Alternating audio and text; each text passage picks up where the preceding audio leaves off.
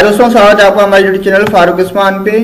जैसे कि आज हमारी जो इस कार्ड एप्लीकेशन की सीरीज का आज थर्ड ट्यूटोरियल है और इस ट्यूटोरियल के अंदर हम देखेंगे किस तरह से हम डेटाबेस के अंदर डेटा के इंसर्ट कर सकते हैं और इसके बाद हम किस तरह से एक रिस्पॉन्सिबल फॉर्म क्रिएट कर सकते हैं। तो चलिए गाइस स्टार्ट करते हैं। सबसे पहले तो हमने यहाँ पर अलग से एक htdocs के अंदर हमने एक कार्ड वन ऐप नेम से एक फोल्डर क्रिएट किया था। देन इसके बाद हमने config.php की फाइल भी क्रिएट की थी और उसे डेटाबेस के साथ क्रिएट किया था। जो डेटाबेस हमने क्रिएट किया था उसका नाम था कार्ड वन ऐप नेम से, ठीक है। तो अगर आपको नहीं पता किस तरह, अगर आपने ये फर्स्ट ट्यूटोरियल नहीं देखा तो प्लीज़ उसे देख लें। देन इसके बाद ही आप इसे चेकआउट कर सकते हैं। अगर मैं यहाँ से आपको दिखा दूँ तो ये रहा हमारा डेटाबेस, ठीक है। डेटाबेस कार्ड वन ऐप और इसके अंदर हमने यूजर टेबल क्रिएट किया था यूजर नेम से। तो चलिए गाइस आज स्टार्ट करते हैं हम किस तरह से एक डेटा फॉर्म क्रिएट कर सकते हैं और उसके साथ के साथ हम अपने यूज़र सेट कर सकते हैं। अगर मैं आपको ये फॉर्म दिखा दूं तो यहाँ पर डेटाबेस के अंदर कोई भी डेटा इंसर्टेड नहीं है। तो आज हम किस तरह से इसके अंदर डेटा इंसर्ट कर सकते हैं, तो उसके लिए मुझे एक फाइल क्रिएट करनी होगी जिसका नाम मैं दूंगा adduser.php, ठीक है। एंड इसके बाद एक और फाइल की हमें नीड पड़ेगी navbar.php के नेम से। इसे मैं एक नेविगेशन बार के लिए हम अलग से एक फाइल क्रिएट करेंगे जिसका मैं नाम दे रहा हूँ navbar.php। मैंने किया इसे सेव, ठीक है। देन navbar.php के अंदर मैंने HTML को स्टार्ट किया और यहाँ पर इसके टाइटल के अंदर मैंने दे दिया card and here is application, ठीक है। मैंने किया इसे कंट्रोल एस करने के बाद अगर मैं इसका कॉपी पास्ट कर लेता हूँ यहाँ से, एंड कॉपी पास्ट करने के बाद यहाँ पर मैं आकर इसे कर देता हूँ पेस्ट। तो यहाँ पर htdocs के बाद आप इसे रिमूव कर दें। तो देन इसके बाद लोकल होस्ट यहाँ पर स्टार्टिंग में आपको देना है, ठीक है। अगर मैं आपको दिखाऊं तो ये अभी इस टाइम इस तरह से दिखा रही है, ठीक है। बट हमें यहाँ पर क्या करना है और हमें यहाँ पर ज़रूरत पड़ेगी एक CDN लिंक की, ठीक है। तो CDN लिंक मैं आपको बूटस्ट्रैप की जो CDN लिंक होगी मैं वही यूज़ कर रहा हूँ। आप बूटस्ट्रैप को डाउनलोड भी कर सकते हैं और उसकी CDN लिंक भी यूज़ कर सकते हैं। मैं तो सिर्फ डायरेक्टली बूटस्ट्रैप की CDN लिंक यूज़ करूँगा। यहाँ पर मैंने लिखा bootstrap CDN, okay. And last में इसमें दे देता हूँ लिंक, ठीक है। तो मैंने इसे किया कंट्रोल, यहाँ पर मैंने इसे सर्च कर दिया और यहाँ पर आपको इसकी बूटस्ट्रैप की सारी लिंक्स अवेलेबल होंगी। देन इसके बाद आप यहाँ पर क्विक स्टार्ट एंड इसके यहाँ पर नीचे मैं आपको दिखा देता हूँ कौन कौन सी वेबसाइट आपको ये बता रहा है भाई कहाँ कहाँ से आपको ये यहाँ पर मिल जाएगी, ठीक है। तो अगर हम यहाँ पर देखें तो बहुत सारी वेबसाइटेड हैं, बट हमें जो CD लिंक चाहिए थी वो यहाँ पर मैं आपको दिखा देता हूँ कहाँ से मैं डाउनलोड करनी चाहिए, ठीक है। यहाँ पर आप क्विक स्टार्ट पे क्लिक करें, ठीक है। जैसे आप इसे क्लिक करें तो कुछ इस तरह से आपको एक इंटरफेस शो होगा। देन इसके बाद यहाँ नीचे आ जाए डायरेक्टली स्टार्टिंग अंदर CSS है और इसे आप यहाँ पर साइड पे क्लिक करें। देन इसके बाद HTML लिखा होगा, आप इसे कंट्रोल A कर लें। जैसे आप इसे क्लिक करेंगे तो ये आपके मतलब के कीबोर्ड के अंदर कॉपी हो जाएगी। देन इसके बाद यहाँ पर आप इसे सिंपली इसे आपका टाइटल के नीचे आप पेस्ट कर दें CDN लिंक को। मैंने इसे CDN लिंक को पेस्ट कर दिया। पेस्ट करने के बाद मैं यहाँ पर नेविगेशन बार क्रिएट करना स्टार्ट कर देता हूँ, ठीक है। Nav bar and here is this nav bar, and nav bar के अंदर एक बिल्ट इन फंक्शन है जिसे कहते हैं हम नेव बार और डार्क, एंड इसका जो BG कलर होगा वो भी हम कर देते हैं डार्क, हाँ सही है, ठीक है। देन इसके बाद हम कर देते हैं इसके अंदर एक एंकर टैग होगी और इस एंकर टैग के ऊपर हम क्लास दे देते हैं नेव बार एंड इस नेव बार को कर देते हैं हम ब्रांड क्लास होगी इसके ऊपर, और यहाँ पर हम कर देते हैं card, okay. And card application मैंने इसे किया कंट्रोल एस करने के बाद अगर मैं ब्राउज़र पे आपको लेके जाऊँ दोबारा से तो ये देखें आप, ठीक है। कुछ इस तरह से हमें इंटरफेस शो हो रहा है, बट इस तरह से क्यों शो हो रहा है हमें यहाँ पर। अगर मैं इसे चेकआउट कर लूँ नेव बार डार्क, यहाँ पर मैंने इसे अगर nav bar brand it is okay, but ये प्रॉब्लम क्यों हो रही है इसमें। Nav bar and I have to check this, maybe I have spelling problem. तो मैं इसे कर दूंगा कंट्रोल एस करने के बाद अगर मैं अभी यहाँ पर रिफ्रेश करूँ तो सक्सेसफुली ये आ गया, ठीक है। और मैं इन सभी लिंक्स को यहाँ से रिमूव कर देता हूँ, ठीक है। देन इसके बाद जो यहाँ पर मैंने कार्ड एप्लीकेशन दी थी, देन इसके अंदर ही हमें नेविगेशन बार भी क्रिएट करनी है। LI के अंदर एंकर टैग देंगे हम, और एंकर टैग के अंदर हमें फर्स्ट में चाहिए व्यू, ओके। व्यू वाला के इसे हम कर देते हैं रीड, एंड इससे मैं control C and control V करूँगा। देन इसके बाद हम कर देते हैं यहाँ पर इंसर्ट, ओके। एंड इंसर्ट के बाद यहाँ पर हम कर देते हैं update, okay. Update, and update के बाद हम इसे यहाँ पर कर देते हैं delete. Last one is delete. मैं अगर आपको कंट्रोल एस करके बाद अगर मैं यहाँ पर आपको दिखा दूँ तो ये कुछ इस तरह से हो रहा है, ठीक है, बट ये कुछ सही शो नहीं हो रहा। तो यहाँ पर हम इसे सेट करने के लिए स्टाइल टैग यूज़ करेंगे, इंटरनल CSS। और इसके बाद यहाँ पर हमें क्या करना है भाई, LI UL के ऊपर लिस्ट स्टाइल हमें नन करनी होगी। देन इसके बाद अगर मैं इसे कंट्रोल एस करूँ और LI जो LI है उसे मैं कर दूंगा display inline block property, okay. जैसे अगर मैं इसे कंट्रोल एस करूँ, कंट्रोल एस करने के बाद अगर अभी मैं आपको ये दिखा दूँ तो ये कुछ इस तरह से शो हो रही है, ठीक है। बट मुझे इसे थोड़ी और पैडिंग भी देनी है, ठीक है। मैं इसे कर दूंगा पैडिंग 10 पिक्सल्स, और इससे मैं करूँगा कंट्रोल एस करने के बाद अगर मैं अभी आपको ये दिखा दूँ तो ये कुछ इस तरह से शो हो रही है, ठीक है। देन अब इसके बाद हमें क्या करना है, इससे तो हमने छोड़ देना है यहाँ पर, ठीक है। और यहाँ से आप इसे रिमूव करते हैं, मैंने कर दिया रिमूव। और हम इस जो हमने नेविगेशन बार क्रिएट की थी वो फॉर्म के अंदर हम इसे इंक्लूड करेंगे, बट हाँ ठीक है। तो उसे इंक्लूड हम किस तरह से कर सकते हैं, तो उसके लिए हम PHP के अंदर आ जाएंगे, PHP स्टार्ट कर लेंगे ऐड यूजर्स की फाइल के ऊपर। एंड यहाँ पर इंक्लूड करने के लिए बहुत सारे मेथड हैं, इंक्लूड भी आप इसे कर सकते हैं, ठीक है। यहाँ पर कुछ इस तरह से आप इसे इंक्लूड करेंगे, नेव बार एंड हेयर गो, ठीक है।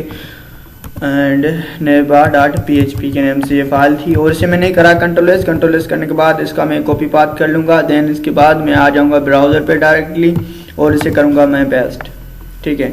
एंड पेस्ट करने के बाद यहाँ पर मैं दे दूँगा लोकल होस्ट, ठीक है। लोकल होस्ट करने के बाद अगर मैं अभी आपको दिखा दूँ ये कुछ इस तरह से हो रही है, बट आप यहाँ पर देखें ऐड यूजर्स, ठीक है। और यहाँ पर आप देखें नेविगेशन बार, बट जो हमने इसकी सारी जो कोडिंग की थी वो एक अलग फाइल में की थी यहाँ पर नेविगेशन बार की, बट मैंने उसे इंक्लूड यहाँ पर करवा दिया ऐड यूजर्स के अंदर, तो इसकी जो सारी कोडिंग थी यहाँ पर भी हमें मिल गई। तो इससे हमें ये फायदा होगा, जो व्यू की हम रीड की फाइल बनाएंगे जिसके अंदर सारे डेटाबेस की डेटा हम फेच करेंगे, देन इसके बाद जो डेटा डिलीट करेंगे और अपडेट करेंगे, सभी के लिए हमें नेविगेशन बार की जरूरत पड़ेगी। तो हमें क्या करना था, तो इन सभी के अंदर हमें नेविगेशन बार अलग अलग से मतलब कि क्रिएट करनी पड़ती। तो इन सभी चीज़ों से झंझट से बचने के लिए मैंने एक अलग से फाइल बना ली नेविगेशन बार की, और उसके अंदर नेविगेशन बार का कंप्लीट कोड किया और इसे मैं सिंपली इंक्लूड करता जाऊंगा जिस भी फाइल में मुझे करना ना होगा।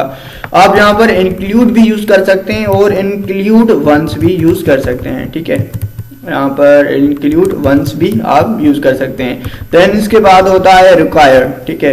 और आप जो रिक्वायर होता है इसे आप इस तरह से रिक्वायर को भी यूज कर सकते हैं, और रिक्वायर वंस भी है आप उसे भी यूज कर सकते हैं। बट मैं आपको आगे बताऊंगा कि इन सभी को कभी और किस टाइम में यूज करना चाहिए। जो भाई इंक्लूड होता है, इंक्लूड तो अगर आप इंक्लूड यूज कर रहे हो तो अगर ये फाइल यहाँ पर से मैच नहीं होगी, बट जो आगे वाला कोड होगा वो एग्जीक्यूट हो जाएगा, ठीक है। आपको एरर मिलेगी यहाँ पर और आगे वाला कोड एग्जीक्यूट हो जाएगा, वो आपको शो हो जाएगा। अगर आप इंक्लूड वंस कर रहे हो तो इसके अंदर ये सिर्फ और सिर्फ एक ही बार अगर आप किसी फाइल को इंक्लूड करना चाहते हो तो उसके लिए आपको इंक्लूड वंस का यूज करना होता है। अगर आप चाहते हो इंपॉर्टेंट फाइल है यार, इसके बगैर मतलब कि रिक्वायर आप तभी यूज करते हो, आपको एक इंपॉर्टेंट फाइल है अगर वो इंक्लूड नहीं हो रही तो आपका आगे वाला कोड रन ना हो, एग्जीक्यूट ना हो, तो उसके लिए आप रिक्वायर को यूज करते हैं, ठीक है। तो मैं यहाँ पर यूज करूंगा इसके लिए इंक्लूड, ठीक है। देन इसके बाद मैं यहाँ पर कर दूंगा HTML को स्टार्ट, ठीक है। एंड HTML को स्टार्ट करने के बाद यहाँ पर मैं सिंपली नीचे आ जाऊँगा। नीचे आने के बाद यहाँ पर dev.container एंड हैज कंटेनर, ठीक है। मैंने कंटेनर क्रिएट किया और इसके अंदर H3 के अंदर मैंने कहा भाई यहाँ पर हमें दे ऐड यूजर्स का एक फॉर्म बनाना है हमने, ठीक है। तो इसे मैंने यहाँ पर कुछ इस तरह से किया और मैंने यहाँ पर फॉर्म क्रिएट करना स्टार्ट कर दिया और यहाँ पर HR टैग दे दी मैंने, और यहाँ पर एक्शन, एंड एक्शन के बाद इसके अंदर method is so much important, इन्हें अभी छोड़ दें, मैं आगे आपको बता दूंगा। div.form, इसके अंदर हमें एक रो चाहिए और इस रो के अंदर हमें अलग से जो कॉलम से चाहिए थी वो कॉलम से MD8 का चाहिए। एंड इसके अंदर हमें जो बाय डिफ़ॉल्ट फॉर्म की क्लास आती है जिसे हम कहते हैं फॉर्म ग्रुप, ओके, मैं वो दे दूँ इसे फॉर्म ग्रुप। तो अगर मैं इसे कुछ इस तरह से कर दूं, ठीक है, और इसके अंदर मुझे फर्स्ट में मुझे चाहिए लेबल, ठीक है, लेबल यहाँ पर भाई अगर मैं आपको डेटाबेस पे ऊपर लेके जाऊँ तो डेटाबेस के अंदर आप देख सकते हैं, ठीक है, जहाँ पर फर्स्ट थिंग है यूज़र आईडी, बट हम यूज़र आईडी नहीं देते क्योंकि ये ऑटो इंक्रीज हमने कर दी थी, तो ये ऑटोमेटिकली इंक्रीज होती रहेगी, इसके अंदर डेटा इंसर्ट होती रहेगी। हमें देना user name, email and password, ठीक है। फर्स्ट टाइम हम देंगे user name as user name, ठीक है, यूज़र नेम, एंड इसके बाद जहाँ पर नीचे आकर आप करना है इनपुट, ठीक है, इनपुट टाइप के अंदर टैक्सी है, बिल्कुल टैक्सी, और name is so much important. Name के अंदर आप वही यहाँ पर नेम के अंदर वही वैल्यू देंगे जो आपके डेटाबेस टेबल के अंदर, टेबल के डेटाबेस के अंदर जो टेबल आपने क्रिएट किया उसके अंदर जो कॉलम नेम है आपको सेम ही देना है। जहाँ पर यूज़र नेम है, अगर आप कोई स्पेलिंग मिस्टेक करें तो फिर भी आपकी डेटा आंसर नहीं हो पाएगी, ठीक है। यहाँ पर मैं कर दूंगा यूज़र नेम बिल्कुल सेम है, अगर मैं आपको दोबारा से दिखा दूँ, ठीक है, सेम ही दे रहा हूँ मैं।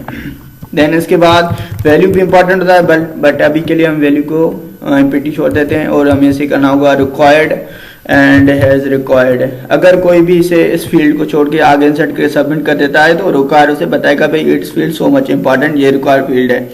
देन इसके बाद हमें एक और क्लास के देनी होगी फॉर्म कंट्रोल की, ठीक है, फॉर्म कंट्रोल कंट्रोल, और इसे मैंने किया कंट्रोल एस करने के बाद अगर अभी मैं आपको ये दिखा दूं फॉर्म, ठीक है, तो ये देखिए सक्सेसफुल हमारा फॉर्म क्रिएट हो गया। बट हमें ये ईमेल के लिए चाहिए फील्ड और पासवर्ड के लिए भी चाहिए, बट उससे पहले यहाँ पर मुझे कमेंट करनी होगी। कमेंट से मुझे पता चलेगा कभी मैं अगर इन फ्यूचर में मैं इस फाइल के ऊपर काम करूँगा मुझे पता चलेगा ये किस लिए मैंने ये फील्ड क्रिएट की थी। तो यहाँ पर मैं दे दूँगा यूज़र नेम, ठीक है, ठीक। देन इसके बाद मैं इसे यहाँ से कॉपी करूँगा इस सारी फाइल को। मैंने इसे किया कंट्रोल सी करने के बाद वी करा मैंने इसे, और भी वी करा, और यहाँ पर मैं आकर इनकी सारे डेटा चेंज कर दूंगा। और ये फील्ड हमें लेबल चाहिए ईमेल के लिए, और टाइप के अंदर भी आप इसके अंदर ईमेल ही दें, ठीक है। और यूज़र नेम तो मैंने ऑलरेडी आपको बताया था, नेम के अंदर आपको सेम नेम देना जो आपके कॉलम का नेम है, और इसके अंदर आप नीचे आ जाएं और यहाँ पर कमेंट्स के अंदर भी से आप कर दें ईमेल, ठीक है, ईमेल, एंड लास्ट जो थी हमारे पास था पासवर्ड, और यहाँ पर मैं दे दूंगा भाई पासवर्ड, ठीक है। मैंने पासवर्ड दिया, और टेक्स्ट टाइप के अंदर जो आप टाइप हो ना उसके अंदर भी आप पासवर्ड कर दें, और नेम के अंदर सेम वैल्यू आपको देनी है जो आपके डेटाबेस के टेबल का कॉलम नेम है। मैंने इसे किया कंट्रोल एस, और यहाँ पर हमें एक और चीज़ की ज़रूरत होगी बटन की। बटन तो भाई लाजमी है ना, सबमिट कैसे होगा फॉर्म, यहाँ पर मैं इसे कर दूंगा पासवर्ड, और लास्ट में यहाँ पर आकर div डॉट फॉर्म ग्रुप मैंने यहाँ पर इसे क्रिएट किया, और इसके अंदर मुझे एक बटन चाहिए था ना, तो मैंने बटन लिखा, और इसके ऊपर क्लास मुझे देनी होगी बाय डिफ़ॉल्ट एक क्लास है इसकी BTN प्राइमरी, तो प्राइमरी कलर में हमें बटन मिल जाएगा। और इसके अंदर आप इसके ऊपर आपको नेम एट्रीब्यूट देना है। Name is so much important, without name using you can't edit and submit your form data. तो मैंने यहाँ पर सबमिट दे दिया, लाजमी नहीं आप सबमिट दें, आप कुछ भी यहाँ पर नेम दे सकते हैं। देन इसके बाद मैं यहाँ पर कर दूंगा ऐड यूज़र, ठीक है, ऐड ऐड यूज़र मैंने किया इसे कंट्रोल एस करने के बाद अगर अभी मैं आपको ये दिखा दूँ तो ये कुछ इस तरह से शो हो रहा है, ठीक है। ये ऐड यूज़र लास्ट वन है जो हमने बटन क्रिएट किया था। देन इसके बाद हमें क्या करना है, अभी हमें इसे कनेक्टिविटी करवानी है अपने डेटाबेस के साथ। वो हम किस तरह से कर सकते हैं, तो उस कनेक्टिविटी करवाने के लिए मैं यहाँ पर एक्शन के अंदर आप अगर किसी अलग फाइल पे कोडिंग कर रहे हो, इस मतलब कि इसकी जो बैकएंड की कोडिंग है इस फॉर्म की डेटाबेस कनेक्ट करने के लिए आप किसी अलग फाइल पे करना चाहते हो, तो वो आपको सेम उस फाइल की यहाँ पर लोकेशन देनी होगी। अगर आप सेम ही फाइल पे काम कर रहे हो तो उसके लिए आपको $सर्वर कुछ इस तरह से। देन इसके अंदर एट्रीब्यूट होता है PHP, ओके, ठीक, PHP सेल्फ। इससे हम पता चल जाएगा PHP को भाई आप सेम ही फाइल पे PHP का मतलब कि कोडिंग का काम इसी सेम फाइल पे कर रहे हो। देन जो मेथड होता है, मेथड के अंदर पोस्ट और गेट भी आप यूज़ कर सकते हैं, ठीक है। मैं डायरेक्टली ऊपर आ जाऊंगा, एंड यहाँ पर ऊपर आने के बाद सबसे पहले हमें इंक्लूड करवानी पड़ेगी अपनी PHP, वो जो कॉन्फ़िग फाइल हमने क्रिएट की थी उसे इंक्लूड करवाना पड़ेगा। अगर वो हम नहीं करेंगे तो हमारी PHP डेटाबेस के साथ कनेक्टिविटी नहीं हो पाएगी। अगर मैं अभी आपको दिखा दूँ तो यहाँ पर हमारे डेटाबेस की कनेक्टिविटी बिल्कुल नहीं है, ठीक है। तो हम किस तरह से इसे कनेक्ट कर सकते हैं इस कॉन्फ़िग फाइल को, जहाँ पर जो हमने कनेक्टिविटी करवा दी अपने ब्राउज़र मतलब के बैक करेंगे ब्राउज़र के साथ और डेटाबेस के साथ। तो यहाँ पर मैं इसे रिक्वायर में रख देता हूँ, ऐसे में रिक्वायर अभी आपको पता चलेगा और आपका मतलब कि कंसेप्ट भी क्लियर होगा रिक्वायर इंक्लूड का। तो यहाँ पर मैं इसे कर देता हूँ सेम फाइल, मुझे फाइल नेम देना है और फाइल का नाम क्या है भाई config.php। अगर मैं इसे कंट्रोल एस करूँ और कंट्रोल एस करने के बाद मैं इसे आपको ब्राउज़र पे लेके जाऊँ, तो अगर आप अभी से मैं रिफ्रेश करूं तो सक्सेसफुली हमारे कनेक्शन दे देखें, ऊपर देखें connection successful. But in any case मैं यहाँ पर कोई एरर कर देता हूँ, ठीक है, रिक्वायर के अंदर। अगर मैं रिक्वायर के अंदर कोई भी यहाँ पर एरर कर देता हूँ तो रिक्वायर मैंने आपको बताया था जैसे आप रिक्वायर देंगे तो ये जो अगर यहाँ पर मिस्टेक होगी तो ये जो नेक्स्ट इसके नीचे वाला कोड होगा वो सारा का सारा क्लोज हो जाएगा, आगे ये फाइल रन ही नहीं होगी, एग्जीक्यूट ही नहीं होगी। मैंने सीखा कंट्रोल एस और कंट्रोल एस करने के बाद अगर मैं अभी आपको ये दिखा दूं तो यहाँ पर आपको फेटल एरर का फेस करना पड़ता है, ठीक है। एंड अगर यहाँ पर मैं रिक्वायर की जगह इंक्लूड यूज़ करता तो भाई मुझे क्या इसका क्या बेनिफिट मिलता। मैंने इसे इंक्लूड करा और इंक्लूड करने के बाद अगर मैं अभी इसे रन करता हूँ तो ये देखें ऊपर हमें एरर तो मिली है, यहाँ पर वार्निंग मिल रही है, ठीक है। देन इसके बाद हमारा जो आगे का कोड है वो एग्जीक्यूट हो गया है। तो इसके लिए आप पे डिपेंड करता है आप किस तरह से आप इसे यूज़ करना चाहते हो, रिक्वायर यूज़ करना चाहते हो, यहाँ आप इंक्लूड यूज़ करना चाहते हो, ठीक है। मैं इसे कर देता हूँ कन्फिग, ठीक है, मैंने इसे कर दिया करेक्ट। देन इसके बाद हम डायरेक्टली यहाँ पर नीचे आ जाएंगे और इफ स्टेटमेंट के ऊपर अगर आप नहीं चाहते इफ स्टेटमेंट क्या होती है तो मैंने इस पर अलग से एक ट्यूटोरियल क्रिएट किया हुआ है, प्लीज़ आप वो देख लें। मैं उसकी आई बटन के अंदर भी लिंक प्रोवाइड करवा दूंगा। यहाँ पर हम एक और फंक्शन होता है इस सेट, और इस सेट से हम चेक आउट करते हैं भाई, ठीक है। ओ सॉरी, यहाँ पर मैंने PHP को स्टार्ट ही नहीं करा, ठीक है। और यहाँ पर मैं इसे कर देता हूँ क्लोज और यहाँ से ऊपर से और नीचे से मैं इसे थोड़ी स्पेस दे देता हूँ। और इस सेट फंक्शन के अंदर हम चेक कर देते हैं भाई जो आप कौन सा मेथड यूज़ कर रहे हो। अगर आप मेथड यूज़ कर रहे हो पोस्ट तो आपको यहाँ पर देना होगा पोस्ट, ठीक है। देन अगर यहाँ पर मेथड आप यूज़ कर रहे हो गेट तो आपको यहाँ पर देना होगा गेट। अगर आपको नहीं पता कौन सा मेथड यूज़ हो रहा है तो आपको यहाँ पर रिक्वायर मेथड आपको अप्लाई करना होगा, ठीक है। देन इसके बाद आप यहाँ पर बटन का नाम देंगे जो सबमिट करने के लिए आप उसके ऊपर एक्शन परफॉर्म करेंगे। तो यहाँ पर मैंने बटन का नाम दिया हुआ है सबमिट, ओके। यहाँ पर आप जो नाम देंगे आप वही नाम आपको यहाँ पर देना है। देन इसके बाद मैं कर दूंगा सबमिट सक्सेसफुली, ठीक है। अगर यहाँ पर मैं इसे चेक करने के लिए यहाँ पर इको कर दूँ सिर्फ और सिर्फ चेक करने के लिए वर्किंग, ठीक है, वर्किंग, और एल्स करने के बाद इको कर दूँ इसे मैं यहाँ पर कर देता हूँ एरर और इसे मैं करा कंट्रोल एस करने के बाद अगर मैं आपको अभी ये दिखा दूँ तो ये बोल रहा है भाई एरर, क्यों बोल रहा है एरर। अब जैसे मैं इस पर यहाँ पर ये देखें ना मैंने इसे नहीं फिल किया तो ये बोल रहा है भाई इट्स रिक्वायर फेल्ड। जैसे मैं इसे क्लिक करूँगा तो ये देखें सक्सेसफुली हमारा बटन काम कर रहा है, ठीक है। तो यहाँ पर मैं इसे यहाँ से रिमूव कर देता हूँ और आगे का कोड कर देते हैं हम यहाँ पर स्टार्ट, ठीक है। मैंने से क्या और इसके बाद मैं कोड स्टार्ट कर दूंगा। यहाँ पर आप कोई भी वेरिएबल क्रिएट करें और इस वेरिएबल के अंदर आप स्टोर कर दें $पोस्ट के अंदर जो फील्ड का नाम है आपकी फील्ड का नाम है, ठीक है। इसके अंदर आपको देना है फील्ड का नाम, ठीक है। अगर आपने ये बाय मिस्टेक रॉन्ग कर दिया तो आपकी डेटाबेस के अंदर आपकी डेटा इंसर्ट नहीं होगी। यहाँ पर मेरे फर्स्ट केस में जो यूज़र नेम है मैंने यहाँ पर नेम के अंदर एट्रीब्यूट जो वैल्यू दी है वो दी है मैंने यूज़र नेम। अगर आप और कोई दे रहे हो तो आपको वही वैल्यू यहाँ पर देनी है, ठीक है। इसे आप सिंगल ब्रेसेस के अंदर आप देते हैं यूज़र नेम, ठीक है। मैंने इसे सेमीकोलन कर दिया क्लोज और हमें 3 वेरिएबल्स चाहिए। एक ईमेल के लिए चाहिए था, ईमेल के अंदर मैंने ईमेल ही दिया हुआ है और फील्ड के अंदर, ठीक है। दैन इनपुट फील्ड के अंदर जो पासवर्ड था उसके अंदर मैंने पासवर्ड ही दिया हुआ है।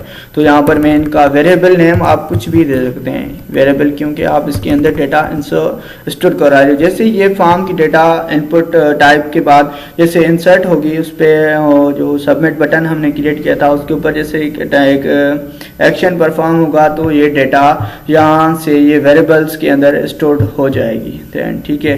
तो इसके बाद मैं यहाँ पर कर देता हूँ ईमेल एंड यहाँ पर मैंने नेम तो ऑलरेडी करा हुआ है, ठीक है।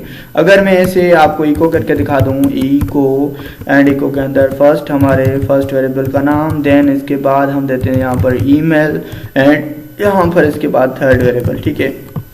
मैंने क्या से कंट्रोल एस, और कंट्रोल एस करने के बाद अगर मैं अभी यहाँ पर ब्राउजर बार को रिफ्रेश करके दिखा दूँ, इसे मैंने करा कंटिन्यू, तो ये बोल रहा है अनएक्सपेक्टिंग इन द फाइल। हाँ भाई, क्यों अनएक्सपेक्टिंग इन द फाइल? हाँ, क्योंकि यहाँ पर मैंने कैलिब्रेसेस, क्लोजिंग कैलिब्रेसेस यहाँ पर मैंने रिमूव कर दी थी, इसलिए। ठीक है, मैंने इसे करा रिफ्रेश। ठीक है, रिफ्रेश करने के बाद यहाँ पर अगर आप ऊपर देखें अनडिफाइंड इंडेक्स यूजर नेम, तो यहाँ पर आपको ये देखें एरर आपको फेस नोटिस आपने इसने दे दिया ना भाई, आप अनडिफाइंड एक यूजर नेम दे रहे हो। ठीक है, तो मैं यहाँ पर चेक कर देता हूँ भाई मैंने क्या क्या मिस्टेक, यूजर नेम।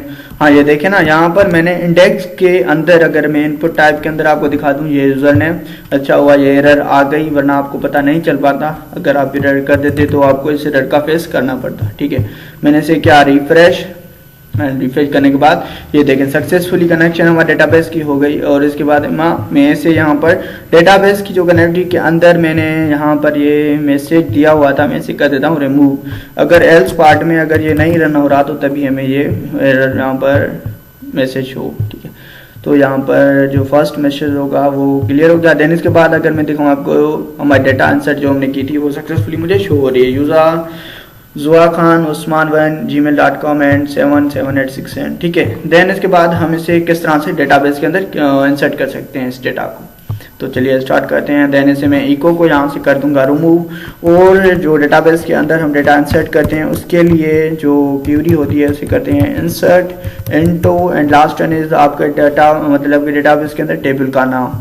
ठीक है, और हमारे केस में टेबल का नाम भाई क्या है, यहाँ पर हमारे टेबल का नाम है यूज़र। आप यहाँ से इसे कॉपी भी कर सकते हैं। ठीक है, मैंने इसे करा कॉपी, और कॉपी करने के बाद यहाँ पर मैं दे दूंगा इसे। ठीक है, और मैंने इसे क्या रिमूव। देन इसके अंदर फर्स्ट में हमें इसके अंदर इंडेक्स नेम देने होंगे भाई। इंडेक्स नेम क्या है, यूज़र नेम है वो ये इंडेक्स नंबर। ठीक है, यहाँ पर ये फर्स्ट में आपको ये इंडेक्स नेम्स देने होंगे यहाँ पर, और कोमा देने के बाद आप सेकंड भी इंडेक्स नेम दे दें। अगर यहाँ पर कोई एरर आपने कर दी तो आपको फेस किसी भी एरर का फेस करना पड़ जाता है। ठीक है, इसके बाद आपको देना होगा वैल्यूज़। ठीक है, वैल्यू, और कर सकते हैं इसे वैल्यूज़, और वैल्यूज़ के अंदर आपको सिंगल कोट्स के अंदर आपके वेरिएबल्स का नाम देना होगा, क्योंकि आप इनकी जो भी डेटा के अंदर आएगी वो आपने स्टोर करवाई हुई है यहाँ पर नेम वेरिएबल के अंदर, तो आपको उसी उन वेरिएबल का नाम देना होगा। ठीक है, तो मैंने यहाँ पर फर्स्ट में दे दिया नेम, इसके बाद है भाई ईमेल।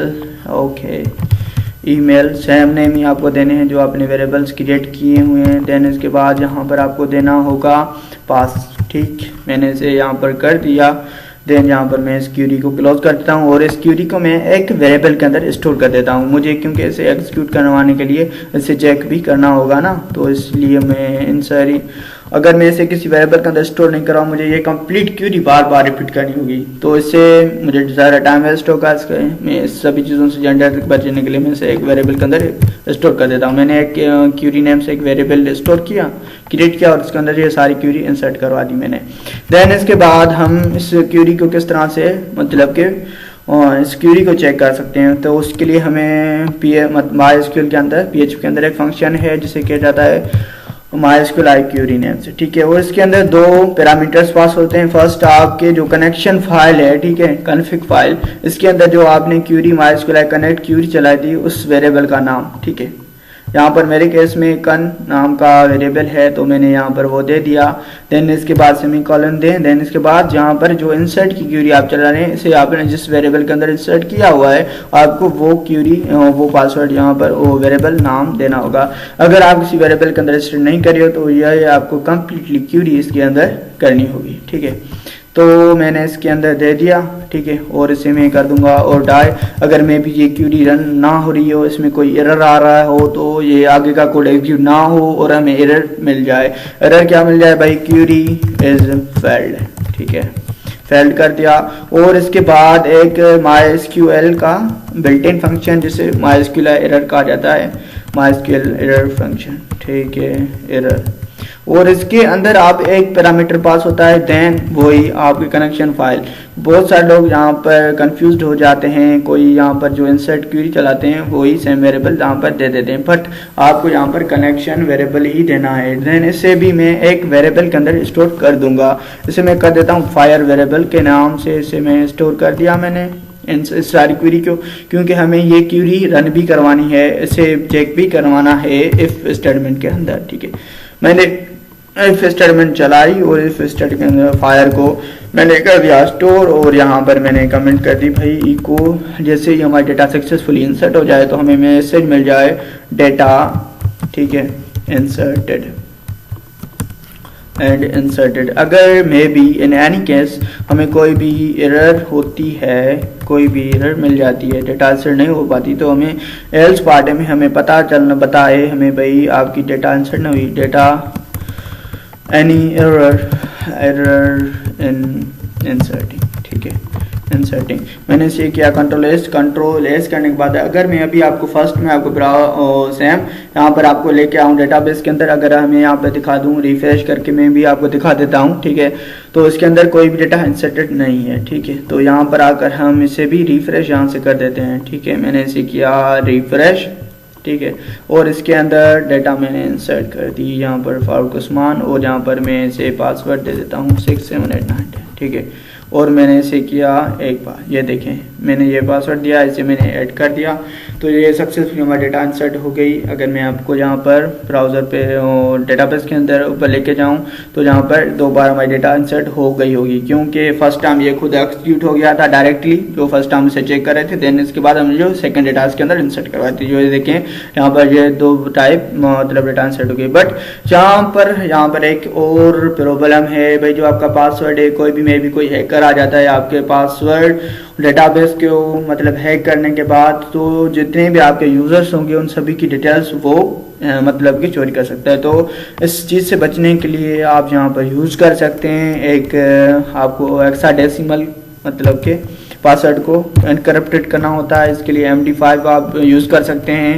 ठीक है, जो ये मैं आपको कड एप्लीकेशन क्रिएट कर रहा हूँ ये एक बिगिनर लेवल से, इसके अंदर मैंने इतनी सिक्योरिटी मतलब कि हाई टाइटली नहीं की हुई MySQL से, इसे मतलब कि मैंने इसे सिक्योर नहीं करा हुआ, और इसे HTML स्क्रिप्ट से भी मैंने इसे सिक्योर नहीं करा हुआ, ये एक बेसिक लेवल है, तो इसलिए ठीक है ना, वो आप खुद समझ सकते हैं। मैं इसे दोबारा से रिफ्रेश करूँगा। ठीक है, मैंने इसे करा रिफ्रेश, एंड रिफ्रेश करने के बाद मैं इसके अंदर दोबारा से डेटा इंसर्ट कर देता हूँ सना, ओके, एंड यहाँ पर मैं इसे कर देता हूँ सना, भाई सना आ जा। ठीक है, और यहाँ पर इसके अंदर मैं पासवर्ड दे देता हूँ 1 2 3 4 5 6। अगर मैं आपको ये दिखा दूँ पासवर्ड, ठीक है, तो ये पासवर्ड है, मैंने इसे ऐड किया और ब्राउज़र पे डेटाबेस के ऊपर गए, मैंने इसे रिफ्रेश किया। ठीक है, रिफ्रेश करने के बाद अगर अभी आप ये देखें जो हमने सना नेम की डेटा अभी इंसर्ट की थी, तो उसके अंदर जो पासवर्ड हमने दिया था तो वो दिया था 1 2 3 4। बट यहाँ पर अगर आप डेटाबेस के ऊपर आएंगे और देखेंगे तो यहाँ पर आपको कुछ इस तरह से इंटरफेस मिलेगा, आपका पासवर्ड कुछ इस तरह से एनक्रिप्टेड मिलेगा। तो कोई भी अगर हैकर इसे हैक कर लेता है तो उसे पता ही नहीं चलेगा भाई ये किस तरह से ये कोड है, कौन सा पासवर्ड है, तो ये इस तरह से आपके यूजर्स सिक्योर रह सकते हैं। ठीक है गाइस, तो आज की ट्यूटोरियल में सिर्फ इतना ही, मुझे दें इजाज़त, मिलते हैं अपने नेक्स्ट ट्यूटोरियल के अंदर, और इस ट्यूटोरियल के अंदर हम देखेंगे किस तरह से हम PHP के अंदर, बट अभी हम क्या करें, अपनी डेटा हमें देखनी है तो यहाँ पर अपने ब्राउज़र पे मतलब कि डेटाबेस के ऊपर आना है। ठीक है, बट मैं चाहता हूँ कि भाई जैसे हमारा डेटा सक्सेसफुली इंसर्ट हो जाए, देन इसके बाद जहाँ पर हमें यहाँ पर जैसे मैं रीड को क्लिक करूँ तो रीड को क्लिक करने के बाद सारी की सारी डेटा मेरी रीड पर भी हो, इस यहाँ पर इस पेज पर हो। ठीक है, मैं उसे यहाँ से व्यू कर सकूँ, तो वो देखेंगे अपने इनकमिंग ट्यूटोरियल के अंदर। तब तक ज़्यादा अगर आपको इस ट्यूटोरियल से कुछ सीखने को मिला हो, अगर आपको पसंद आए तो प्लीज़ मेरे चैनल को सब्सक्राइब करें और अपने दोस्तों के साथ शेयर करें, मुझे भी आपकी हेल्प की ज़रूरत है। ठीक है, थैंक यू गाइस एंड अल्लाह हाफिज़।